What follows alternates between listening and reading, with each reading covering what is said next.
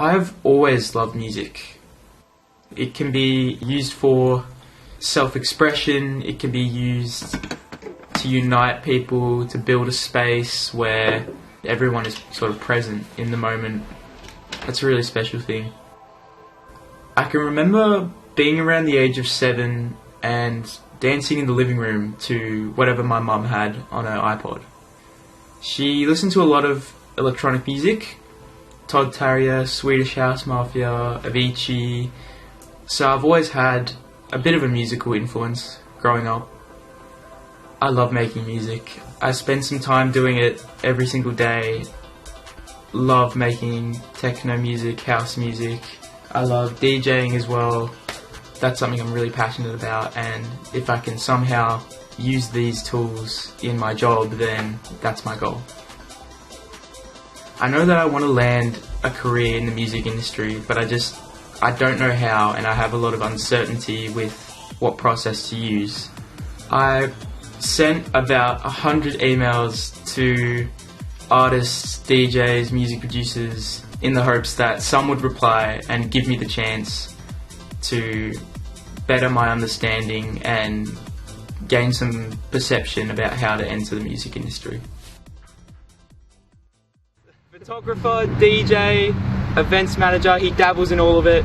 Daniel Aarons. Awesome. Thanks for coming. I'm here with Brent Honey. Thanks for coming. Oh, pleasure. Thank you very much for having me on. I appreciate you being here. I'm here with Swiss-born, London-based DJ, producer, influencer, Thelma. Welcome to Melbourne. You've been here for a couple days. Yeah. 4 days. Nice. I've got some questions that I'd love for your take on. Yeah. It really helped me out with my pursuit of music and just generally good information to know. Fire away, man. Let's get it. So, my first question is, what do you love most about music? Being in the industry for a little while now, it's the people that are involved. There's so many amazing people here in Melbourne that are either DJs, they run events, they're just party goers and love enjoying the music. I think that's really played a big role in my choice to really pursue it. I think it's more of like the producing aspect, like I used to just like put little loops and like samples together and kind of have fun with that. And or like when I would DJ, like do little mashups and kind of see how I could like create my own ideas, I guess, from that. And I've always been very musical as well. Music is just so universal, like anyone can listen to music, anyone can be a part of music. It doesn't matter the genre. Sort of everyone can find a bit of love in that. And like It's uniting. How would you describe your gateway into the music industry? So my gateway is a little bit weird, and it's very 2022 or like very new, I guess. A lot of people's gateways maybe like a YouTube set or like a boiler room, whereas mine was TikTok, because that was quite new. And I got on it at the right time, I think, because that was when the algorithm was sort of pushing like new people's stuff, especially a lot of artist stuff.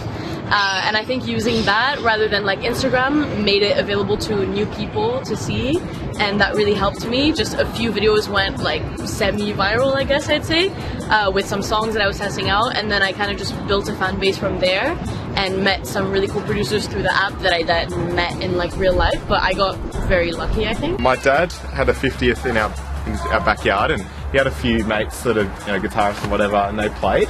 And the next morning we're cleaning up, and he said, "Oh, geez, I can't wait until you turn 50 and we can have another festival in our backyard." I said, "Well, Dad, I mean, I know a lot of artists. Like, we could make something happen."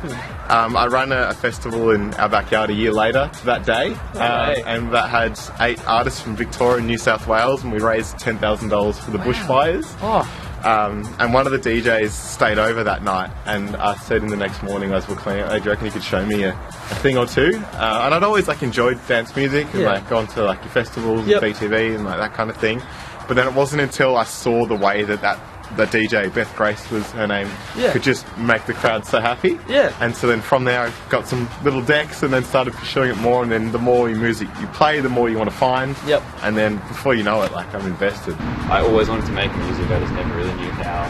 So I like got into all the areas around making music and like met all these people that were like similar minded, and then before I knew it, I was like where I am today. Are there any sort of mistakes that you've made in your career that have helped you along the way? Is there anything? Ooh, okay.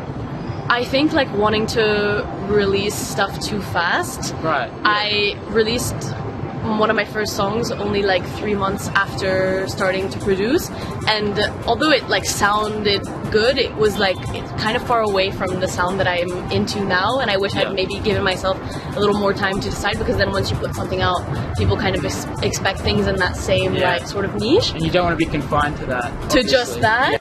There's always mistakes along the way, just like with everything that you do. For sure. I think one mistake that I've made, and it's kind of like a recurring theme in life, something that always comes back and then I fix it and then it comes back. It's saying yes to too many things and spreading myself too thin. I was getting a lot of photo gigs, and then someone just said, "You're way too cheap. Like, this is what the competitors are charging." Yeah, right. And then they sort of said, I'll happily book you at more than what these people are charging, because I like what you do specifically. And that was kind of a wake up call of I gotta up my I gotta be a bit more firm. And this is sort of like just like a wrap up question. Okay. What advice would you give to aspiring artists sort of fresh out of high school, like myself? Number one is relationships, so working on relationships, because if you want to grow, a big part of that is getting booked to play shows, doing collabs with other artists. And so like relationships are everything in the music industry. And so I would recommend working on those. So that means meeting up for people to have a coffee or record an interview and learn about what they're doing, how you can support them. Because that's the next thing, is supporting other people. You'll know it's right for you if you're just like obsessed with it, which I feel like you are, like you were saying before. And I think that for me, you wouldn't even need advice in that sense, because that will push you to do things that you would maybe not do if you were feeling kind of like mediocre about it. If you really, really love it and you dedicate a lot of your time to it, and you're not afraid to like make mistakes and just keep trying, even when things are difficult or when things aren't getting the streams.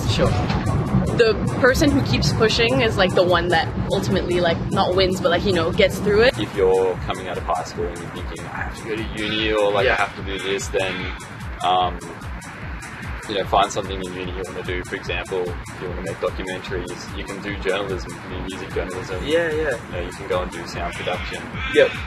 But if you think you don't need these qualifications, you can definitely like pursue that on your own. Thank you so much for being here today, for having a chat with me. It's been really beneficial, so thanks so much. Mate, bring it in. So good. Thank you so much for coming. Thank you for joining me. Really appreciate it. I've definitely learned a couple of things, and it was a great conversation, so thank you so much. No worries, thank you for having me. Really appreciate it. Awesome. In reflecting on the interviews, I really gained a new perception. I realised that there's a lot of highs and lows that come with doing music full time, but if you stick with it, it can be very fulfilling. Through interviewing Brent, Thelma and Daniel, they all sort of told me that relationships and connections are super important in the music industry. You never know what one positive interaction could lead to.